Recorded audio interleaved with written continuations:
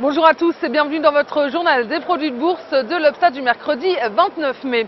La bourse de Paris termine en forte hausse sur un gain d'1,39% à 4050 points. La place parisienne a été portée par la bonne tenue de Wall Street et ses très bons chiffres dans le secteur de la consommation et de l'immobilier.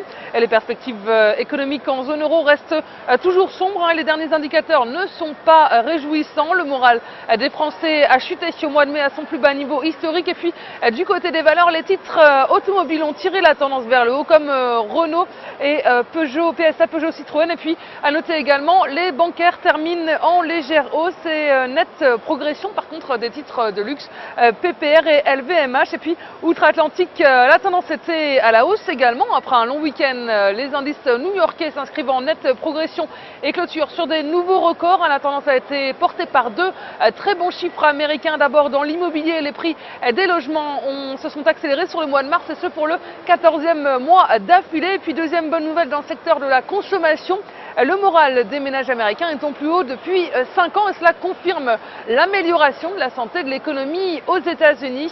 Et d'ailleurs, les banques centrales sont venues en renfort également des indices new-yorkais.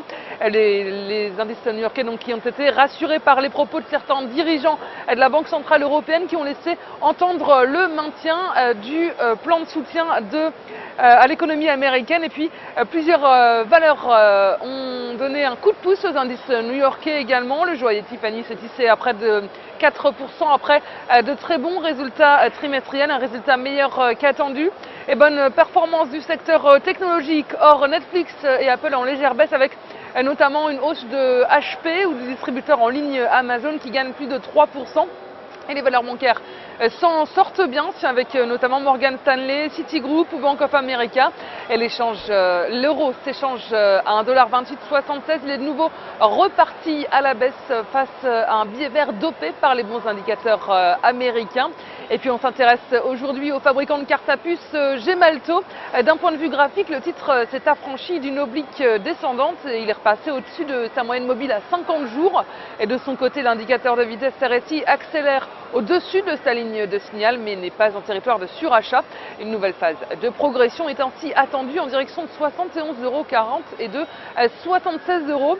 Et la stratégie qui vous est proposée pour jouer cette valeur, c'est l'achat du Varant Call Gemalto à 4783 T d'Unicredit au prix d'exercice de 70 € et d'échéance au 6 décembre 2013.